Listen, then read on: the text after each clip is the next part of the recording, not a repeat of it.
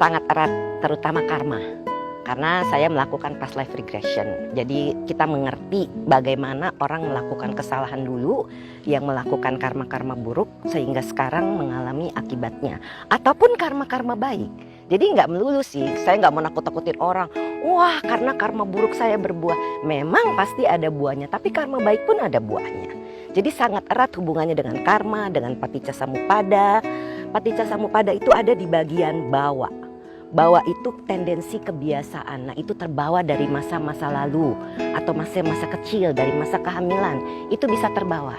Jadi sangat erat hubungannya.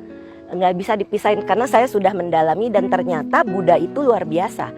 Beliau menyebutkan tentang pancakanda, 5 kelompok kehidupan, di mana di sini semua menyimpan memori.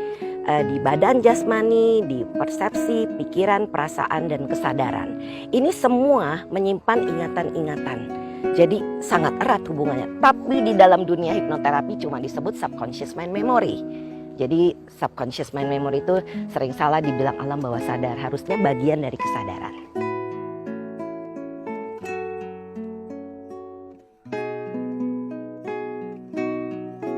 Pentingnya kalau kita punya trauma, kalau kita punya ketakutan-ketakutan, kalau kita punya deja vu yang terlalu kuat terhadap satu tempat atau satu orang, itu akan penting tahu apa sih hubungannya.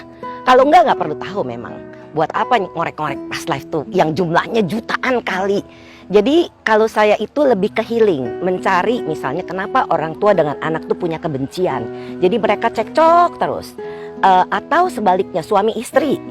Jadi kan sering kali mereka itu berantem dan sampai mau cerai. Saya selalu bilang jangan cerai. Dan itu dia, kalau kita seseorang mengerti kesalahannya apa dulu, maka dia akan bisa memperbaiki. Sayang cinta pada seseorang, ya bisa jadi kalau itu memang pasangan dulu.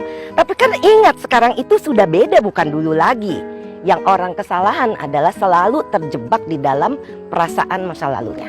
Tetapi saya tidak cuma menggali ke sana, yang saya ingatkan dia punya keluarga, kamu punya keluarga. Sudah, lepaskan perasaan itu, jangan lagi dibawa-bawa.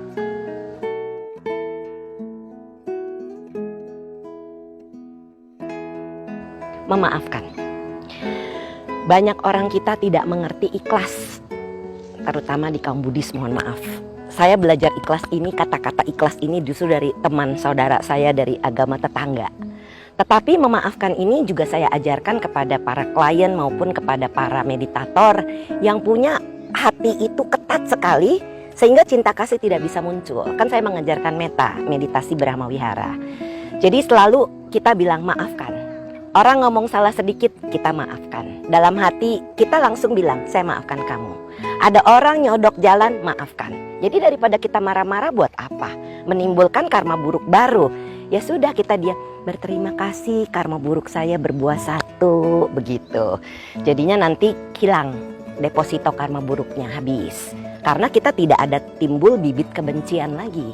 Karena kita mencari tahu dari mana penyebabnya. Yang sering kali, misalnya kenangan buruk yang maksud mungkin adalah trauma. Trauma seseorang diperkosa. Justru saya akan mencari apa yang menyebabkan dia diperkosa. Kita cari penyebabnya kenapa. Nah, itu biasanya dari past life, dari kehidupan lampau yang ternyata dia pernah memperkosa orang sehingga sekarang terkena hukum karma. Adil kan? Dengan begitu tidak ada hard feeling lagi, tidak ada kebencian, kemarahan, sakit hati sudah lepas.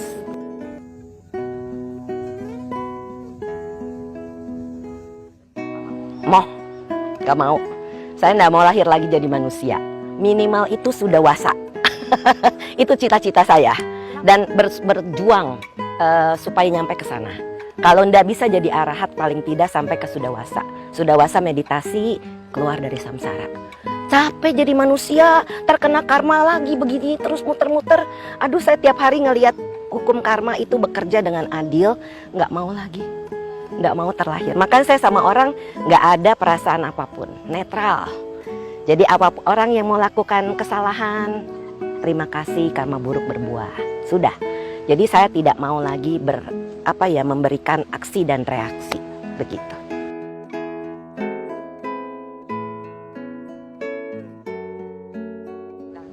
Dana Sila Bawana. Jadi saya berdana sebisa mungkin. Kemudian sila, menjaga sila sudah pasti. Sila yang saya lakukan 5 ditambah 1 dari Bante Wim, menyayangi diri sendiri dan semua makhluk.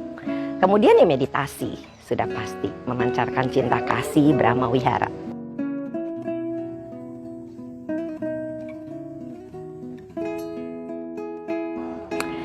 Kepengen semua orang itu punya metta, cinta kasih, welas asih, joy, dan juga UPK, tenang seimbang, artinya Brahma Wihara. Kenapa? Karena orang sekarang ini metanya itu cuma di mulut, tidak di hati. Sedangkan metta ini harus dirasa. Brahma Wihara itu semua perasaan sebenarnya. Jadi itu yang saya inginkan di semua komunitas, nggak cuma di komunitas Buddhis.